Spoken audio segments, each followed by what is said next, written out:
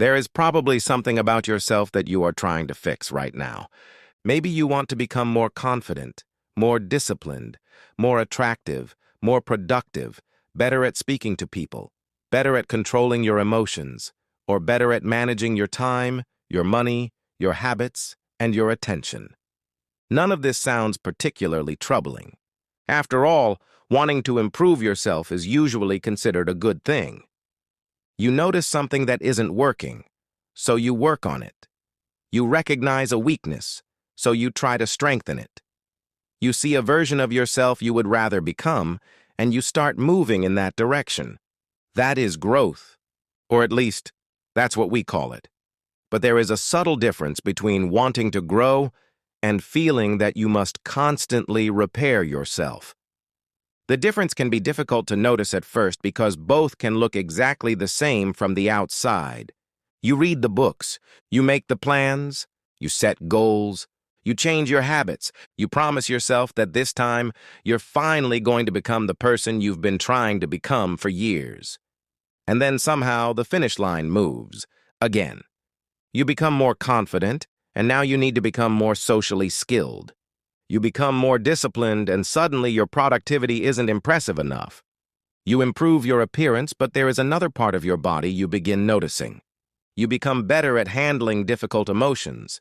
And then you start wondering why you still get anxious, irritated, insecure, or overwhelmed sometimes. There is always another adjustment, another weakness, another part of yourself that seems to require attention. And if you're not careful, trying to grow stops being something you do, and it becomes the way you relate to yourself. You stop looking at yourself and asking, what would help me grow? Instead, you start asking, what is wrong with me now? That first question comes from curiosity. It assumes there is something you can learn about yourself, something you can understand better, practice, develop, or change. You can look honestly at where you are without deciding that where you are is a failure. But the second question comes from a very different place. It is driven by criticism. And criticism has a way of keeping the search open.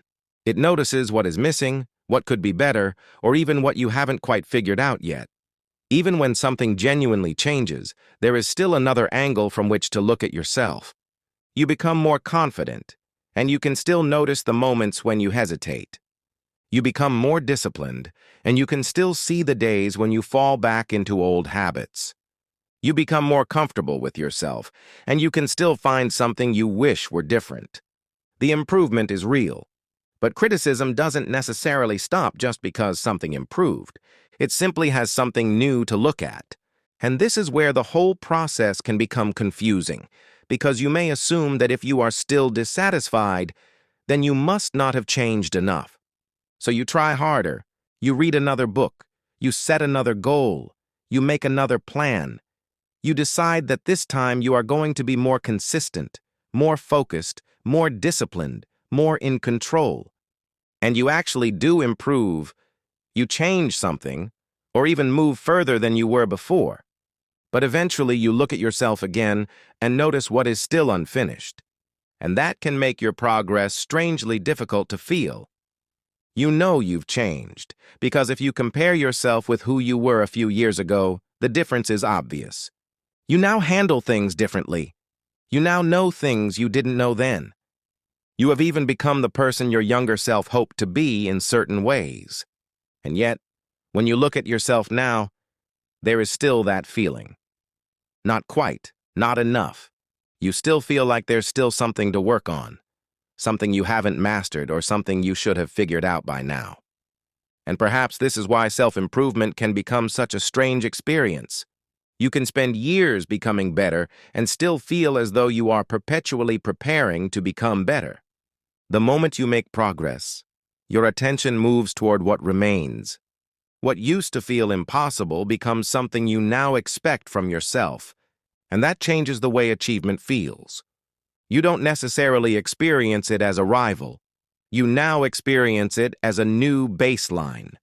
A new level you are expected to maintain and use to evaluate yourself. So you keep moving. And if you keep doing this for long enough, something else begins to happen. The constant evaluation doesn't just affect how you feel about your progress. It can start affecting how you see yourself. Because after years of looking at yourself through the question of what still needs to change, you can begin to build an identity around the answer. You start becoming the person who is never quite there yet. The person who needs to be more disciplined, more confident, more successful, more attractive, or even more in control. Not that you consciously decided, this is who I am. It simply happens gradually, through repetition. You keep noticing the same kinds of shortcomings. You keep setting the same kinds of conditions for yourself. You keep telling yourself that something about you needs to be improved before you can fully respect yourself. Eventually, the things you are trying to fix can stop feeling like things you have.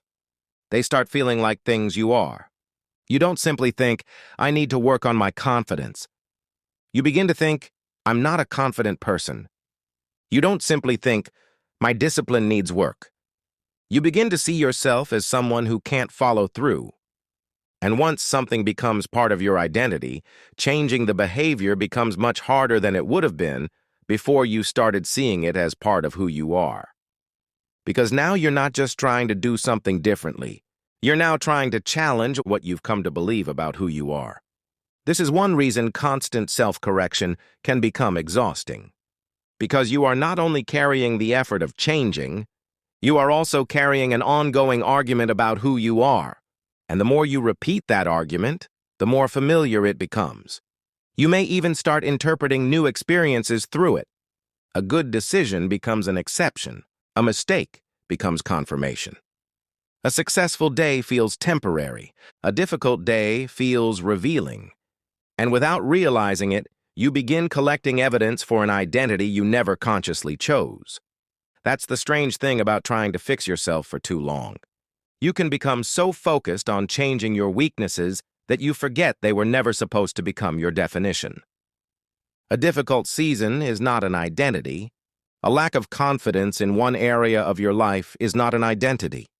Neither is being behind, confused, inconsistent, inexperienced, or still learning.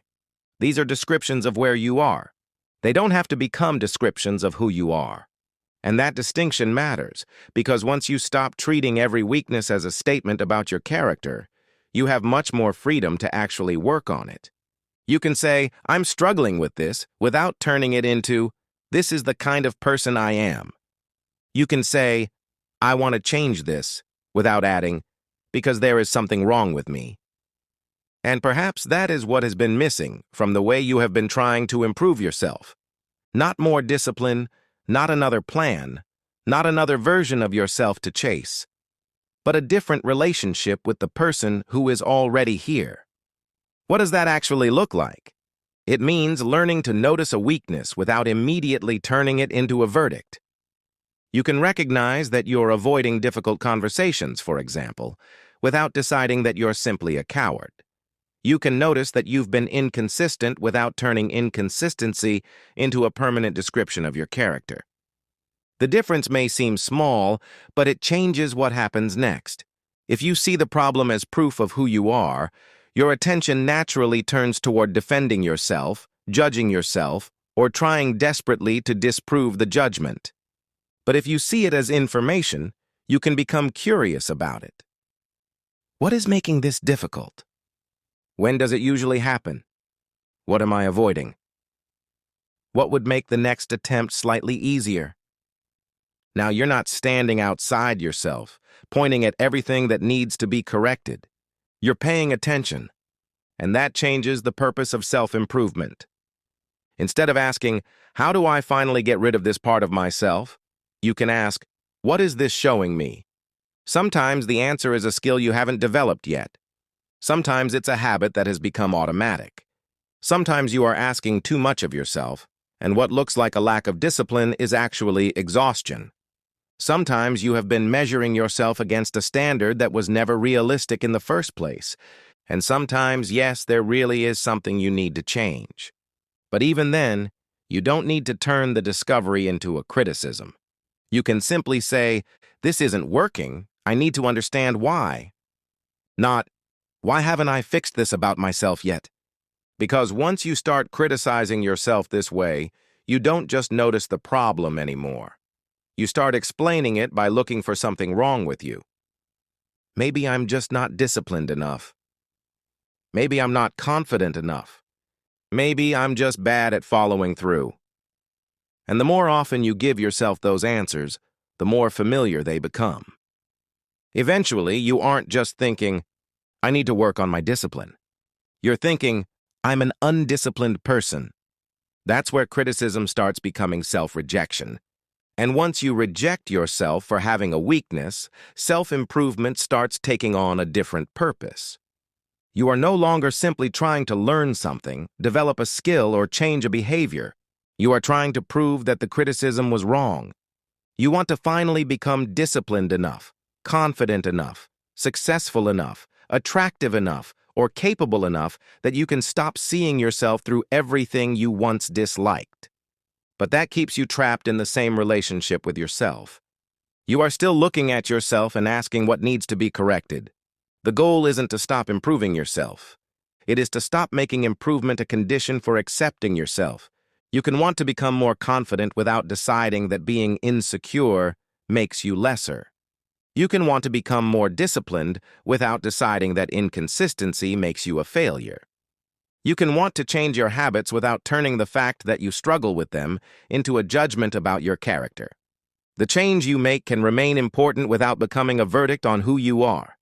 And this gives you a different place from which to grow. Instead of waking up and immediately looking for what is wrong, you can begin by noticing what is actually happening. Maybe you are struggling with something. Maybe there is a habit you don't like. Maybe you are avoiding something you know you need to face. Or maybe there is an area of your life where you genuinely want to become better. You don't have to pretend otherwise.